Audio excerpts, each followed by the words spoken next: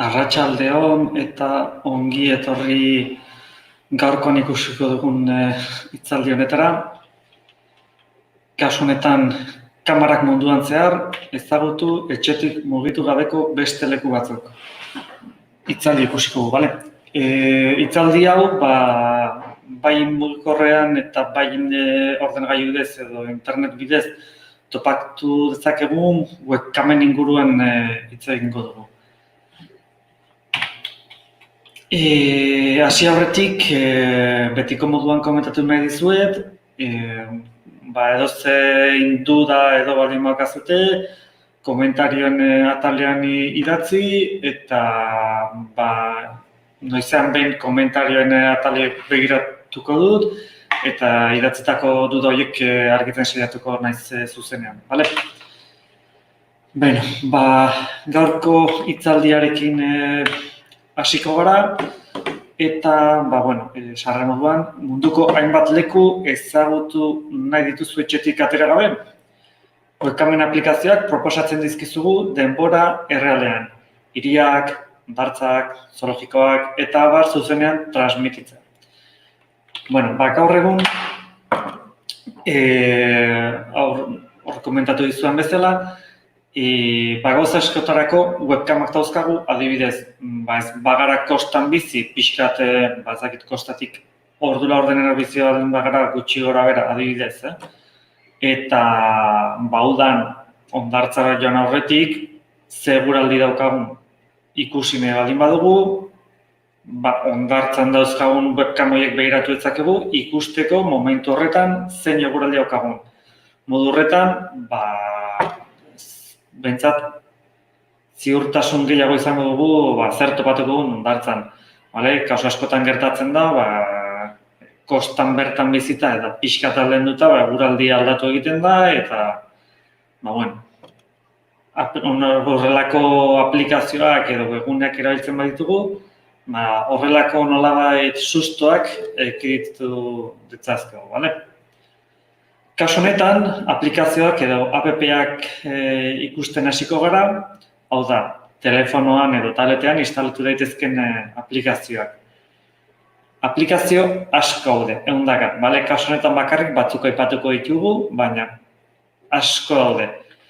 Orduan, aplikazio hauek egiten dutena normalean izaten da, beraien webcamak ez badira, egiten duten izaten da, webgune edo toki ezberdinetatik webcamen horiek, horien helbideak edo irudi horiek nolabait beraien aplikazioetan sartu, bale? Jendeari, pixkat, webcam horiek topatzea, nolabait, prozesu hori erraztu ahal izateko. Kasu honetan ikusiko dituguna, webcams online, ISS online, WordCams, eta Viviendo Kamera HD aplikazioak ikusiko ditugu. Webcams online aplikazioa, munduaren ikuspegiak kamera publikoetan ikusiko ditugu, zooma egiteko aukerari izango dugu, irudien xehetasunak ikusi ahal izateko, gero, eguneratze meteorologikoa ere kasu batzutan izango dugu, ez guztietan, baina bai batzutan, eta kokapenik gabe funtzionatzen du, bale?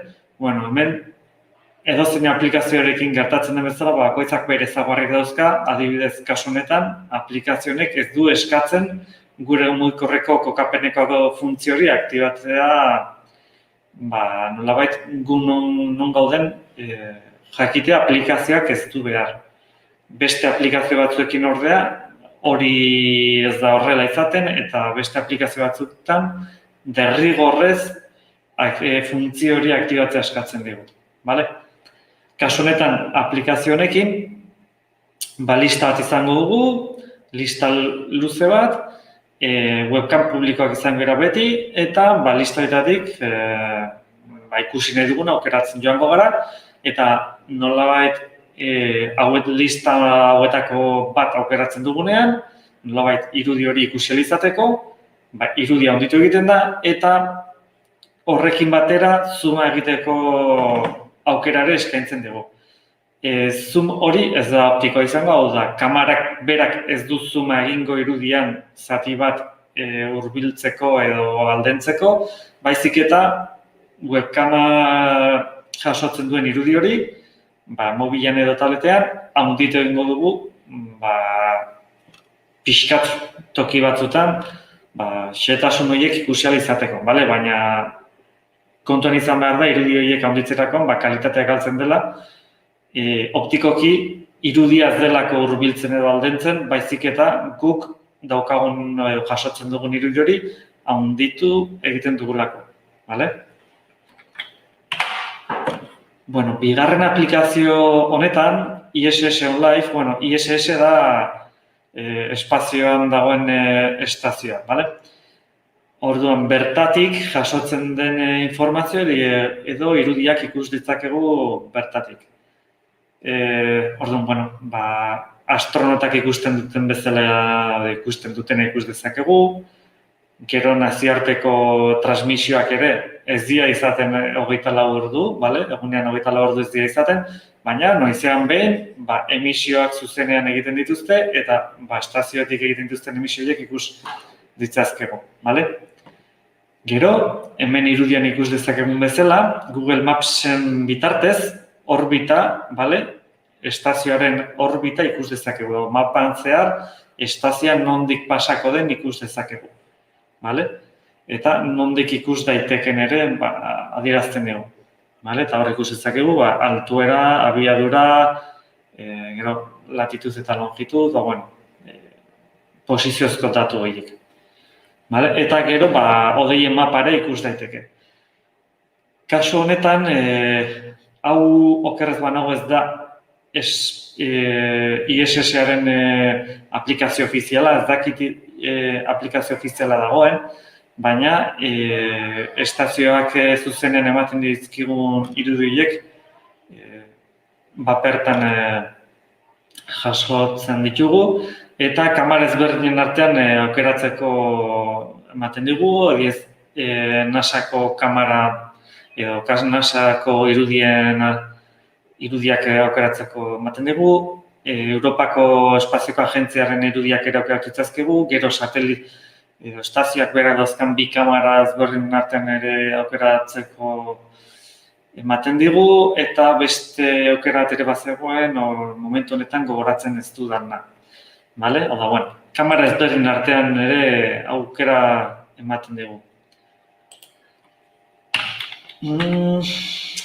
Urren aplikazioa, hau da, orain ikusi guna ISS-arena oso tematikoa zen, gai konkretu baten ingurukoa zen.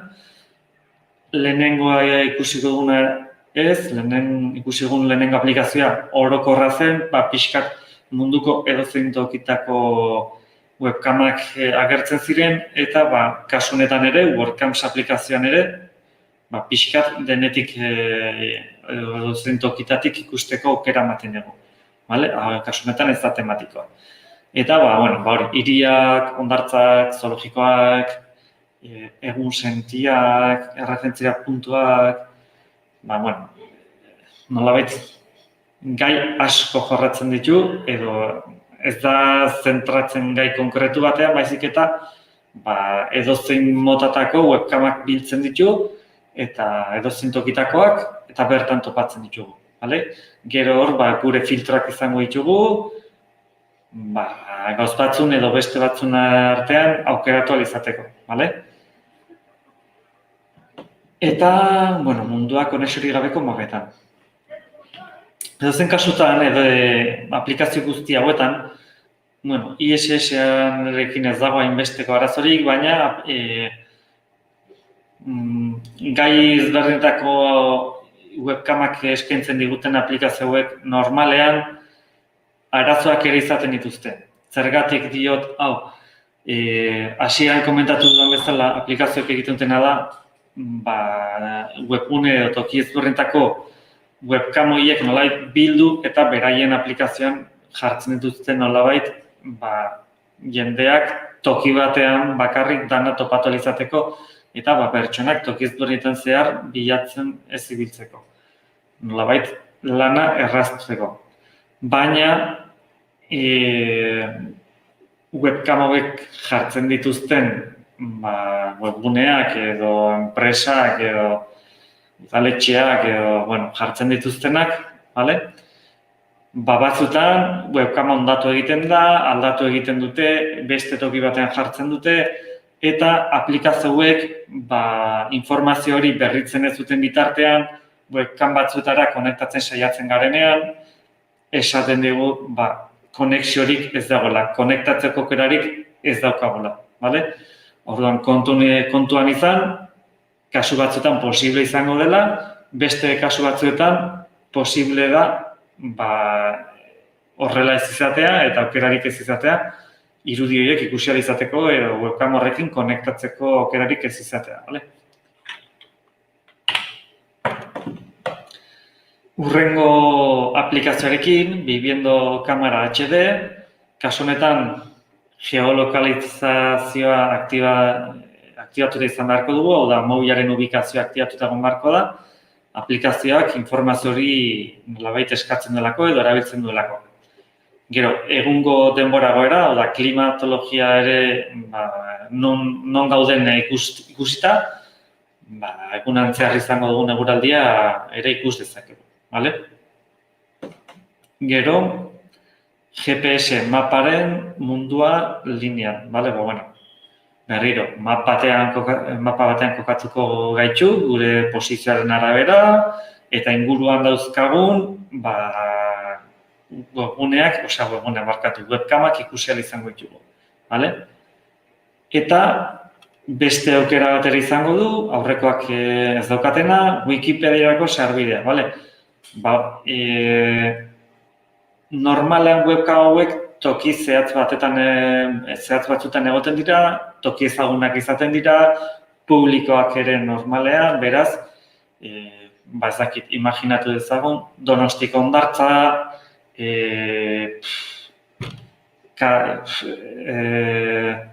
estatu batutan, Izarren observatorio batean, ez dakit, toki askotan egon daitezke gaur egun, webcamak, estadio batean, plaza batean, toki ezagun askotan, bale? Kasu horietan, normalen lehen esan duen bezala, toki publikoak izaten dira eta webcamak ere publikoak izaten dira. Beraz, Wikipediako sarbide honek eskaintzen duguna da, toki publiko horren inguruko informazioa. Wikipedia ez badakizue, entziklopedia antzeko bat da, baina ez da entziklopedia fisikoa liburu formatuan, baizik eta interneteko formatuan esan ezagun, webgune bat da, eta webgune horretan entziklopedia batean izango genuken informazioa daukagu, edo gehiago. Eta, kasu honetan, nolabait, informazio guztia lotzen du aplikazionek, eta aukeratutako webcam hori, horren inguruan dagoen toki ezagun hori, horren inguruko informazio eskainiko digu Wikipediaren bitartez. Lehen ere komentatizuet, komentario horik idazten baldin baduzuen, noizean behin irakurtzen jango naiz, eta erantzuten saiatuko naiz, beraz, bildurrik ez izan eta idatzi dudarik baldin badazuten. Orain arte ikusi ditugunak bakarrik mobiletarako aplikazioak ziren, app-ak. Play Storean topatu ditzakegu adibidez. Baina, hauetako aplikazioak batzuk webgune formatuan ere badaude, nolabait webcam horiek ikusi ahal izateko.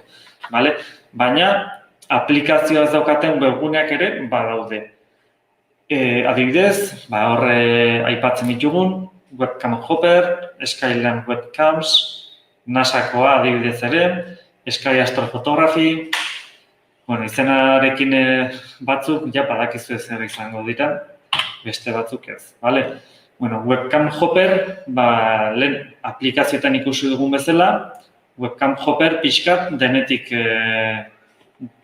dauka, toki guztietatik, eta ez daukat gai zehatz bat, mota guztietako webcamak biltzen ditu bere webgunean, eta irudian ikus dezakezuen bezala, kontinentearen arabera, herrialdearen arabera ere aukeratu dezakegu, eta eskaintzen digun aukera horietatik, ikusi nahi duguna klikatuko genduke, eta irudi hori handituta ikusteko aukera izango dugu. Handituta ez zunaketako aukera hau da. Hasiera batean hemen irudian ikusten dugun karratu txiki hori, handitu egiten da, pantaila osoan agian batzuk pantaila osoan ikusteko aukera ematen dute, baina ez denek. Hor aukeratutakon arabera, handitu egingo da hori seguru, baina gauza gero pantaila osoan ikusteko edo ez, bakoitzaren arabera ikusi behar izan dugu ze aukerak dauzkagun. Webgune honetan daukaguna nahiko kalitate ona daukate denak, irudi aldetik, baina beti topatu dezakegu baten bat, nahiko kalitate kaskarrarekin, zeren azkenean instalatuta dauden kamera horiek, ez dira tan berdinak, batzuk berriago dira eta berri horiek, normalean irudi hobea eskaintzen dute kamera zaharrak baino. Beraz, hori zoritxarrez horrela da, urteak pasatzen ginen, kamera horiek segurasko aldatzen joango dira eta irudiare hobetzen joango dira, baina webgune hauetan edo aplikazioetan topatzen ditugunak, azkenean, toki ezberretan dauden kamera horien irudiak nola biltzen dituzte eta beraien zerbitzuan jartzen dute, jendeari bilaketa arrasteko, baina ez dago beraien esku kamera hauen kalitatea.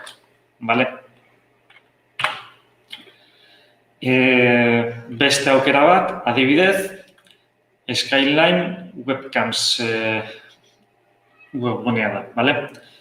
Hau aurrekoaren antzera, munduko ia herrialde guztietako webkamak edo kamarak biltzen ditu, momentu ezberdinekoak, eta nahi izan ezkero ere besteak ez daukan aukera badauka, eta da gure kamarak gehitzeko aukera eskaintzen digula. Hau da, guk taberna bat baldin badaukagu, ez dakit koste inguruan, ala pista honekin, edo ez dakit, aukera asko dauzkagu hor, horrelakoren bat, horrelako kamararen bat baldin badaukagu, eta jendeak kamara horren bitartez ikustea nahi badugu, gure kamera hori zerbitzu edo webgune honetan jarri ezakegu jendeak topatu ahal izateko. Hau da, ez da sare sozial bat, baina jendeak eskuragarri izateko aukera ona da, kasu honetan. Eta irudian ikustezun bezala, aurreko webgunean askoz bisualagoa zen, kasu honetan ez da hain bisuala, baina aukerak antzekoak dira, ikusten duzu hemen alde batetik kontinenten arabera banatuta dago, eta gero kontinente bakoitzean herrialde ezberdinak, beraz, hor nahi izango genuken herrialde aukeratu, gero herrialde horretan dauden aukerak ikusiko genituzke, eta horrela, pausoz pauso, guk aukeratzen joango gara ikusi nahi dugun kamera. Webgune gehienetan beti antzekoa izango da, NASakoa, lehen aplikazioetan ikusi egun bezala, NASak bere irudiak ikusteko aukera eskaintzen digu, bere telebista, beraiek ateratzen dituzten irudiak, kasu honetan ISS-eko estazioko irudiak ikusteko aukera ere eskaintzen digu. Eta gauza da, hemen gauza berezik badaude, hemen jartzen duen irakurriko izuet, eguzki ekaitzen ondorioz seinalea galtzen den aldiak. Eta ikuspegi zoragarriak zorte pixka batekin. Zuzeneko dira eta nola. Ez dira nolabait kalean jartzen dien kamerak, baizik eta estazio espazialaren degian kamerak,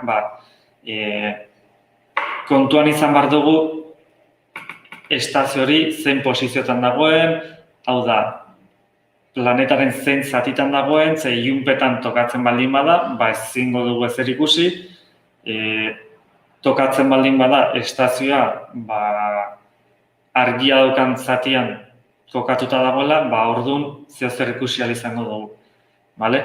eta efektu bereziak, aurorak edo horrelako gauzak ere ikus daitezke kasu batzutan, baina momentuaren arabera izan beharko da hori. Zeren beti ez da gertatzen eta beti azkenean lurra mugimenduan dago, estazioaren mugimenduan dago eta bien arabera, bien nolabait arteko posizioa kontuan izan behar da, ikusi behar dugun nolabait irudi hori egokia izateko, bale? Eta aurrekoa NASArena oso tematikoa zen, bale? Espazio argi eta garbi izan bere gaia, kasu honetan, Sky Astrophotography, astrofotografiaren inguruko webgune bada, eta hemen ere, edozein webgune bezala, badauka atal bat, beste enlazeak edo estekak dituena, bale? Atal horretan topatuko ditugu kasu honetan kameraren aukerak, kamera esente dauzka, gero fenomeno astronomikoen atal bereizien inguruko informazioa badauka, eta astronomiaren inguruko esteka desente daude. Kamerak direnak eta ez direnak. Kasu honetan irudian ikus dezakeguna dira, kamera 1, 2, 3, 4, 5, 6 eta gero multikamera eta meteografika. Kasu honetan hemen izenburuan ere ikus dezakezue, bideokamaras de Calar Alto. Calar Alto observatorio bat da, Almerian dagoen observatorio bat okerrez banago, eta beraiek bertan dauzkaten kamerak nolabait, eskuragarri daude irudi horiek ikusi ahal izateko. Banan dauzkagu kamera horiek, multikamera, kamera ezberdinen irudi horiek irudi batean danak sartuta daude, eta gero meteografika, horre inguruan, nolabait, meteorologiaren inguruko sortzen diren grafikak eskaintzen dizkigute, eta informazioak berritzen denean, informazio hori berritu egiten da. Berago, hemen ikus dezakezue webcams de observatorios. Kaliforniako beste observatorioen webkamak ere eskaintzen dizkugu, eta berago jarraitezkero ere, beste toki batzutako estekak ere izango ditugu. Tokioetako kamerak ikusi ahal izateko, edo informazioa besterik gabe, astronomiaren inguruko informazioa topatzeko ere estekak izango ditugu bertan. Kasu honetan hau ere, oso tematikoa da. NASAk espazioko kamerak eskaintzen dizkugu edo irudiak, kasu honetan ez dira bereziki espaziokoak izango, lurrekoak izango dira, baina espazioarekin erlazioa dauden nolabait, tokitan kokatuta dauden kameraien ingurukoak, observatorioak, bai Espainian, edo Estatu Batutan, edo beste toki batutan dauden kamera horiek biltzen dituzte. Labur bilduz, mundua arakatu ezakegu webkamera globalen bidez, Momentuen eta leku emblematikoen webkameretako sarbideak dauzkagu eskuragarri, adibidez, Donostiako udaletxeak, hondartzaldean edo diputazioak jartzen ditu hor webkamak hondartzako klima ikusi ahal izateko, kasu hori bezalakoa, beste erakunde publiko askok edo erakunde pribatuak ere, beraien kamerak edo webkamak jartzen dituzte, eskuragarri edo nork beraien webgunetik edo beste webgune zehatz batutatik irudi hauek ikusi ahal izateko, Beraz, ikusi ditugun webgune eta aplikazioak egiten dutena dira irudi horiek edo esteka horiek beraien aplikazioan edo webgunean bildu jendeari pixkat lana erraztu. Eta lur planetaren ikuspegia ISIS planetatik fenomeno astronomiketara. Espazio munduan ere aukera esente daude, ISS espazioko estazio espaziaren bitartez, jasotzen dugun irudiekin, nolabait espazioko irudiak ikusitzakegu pixkat denetik, baina beti kontuan izan behar da eguraldia eta bere estazioaren kokapena. Ez dakit dudarik badokazuen, azkenean Bueno, eskertu nahi dizuet, hitzaldia ikustea, bale? Eta kasu honetan, gaiak ez daukain beste materia, bale? Zuek ere Googleen bitartez edo beste webgune asko ikus ditzazkezue, webcam testua idatzi eta nahi duzuen tokia, eta segura asko toki publiko bat edo toki ezagun bat baldin bada horren inguruan, kamera bat egongo da segura asko, eta hauetako aplikazio gune bat erabilita, bertako irudiak ikus ditzakezue, bertan ingurua ikusteko nola dagoen, eguraldia ikusteko nola dagoen, ez dakit tokiak besterik gabe ezagutzeko, batez ere garai hauetan, pandemia garaian, bidaiatzeko hainbeste aukera ez daukagunean, tresna hauek ez daude gaizki, beste toki batzuetan gertatzen dena ikusi ahal izateko, bale? Bueno, hoxe izan da guztia, gogoratu nahi dizuet, hurrengo astean ere, hitzaldi hau, hurrengo astean, gaur zen, eta gaur ostegunean markatu, honetan ostegunean, hitzaldi hau bera ere daukazue, baina gazteleraz ikusi nahi izan ezkero, bale? Eta, urrengo hilean ere, urrian, beste hitzaldi batzuk izan ditugu, desberdinak beste gai batzuk jorratuz, bale? Beraz, animatu nahi zaituztet, bai hitzaldi hauetara, eta kazetaguneko ikastaren bat ere egin nahi baldin baduzue, webkamaren bitartez, irakasle batekin, edo presentzialki kazetagunetan ere eskuragarri dauzkazue ikastarrak, bale? Beraz, mila esker eta dudarik ez baldin bakazute, hurrengora arte, bale? Agur!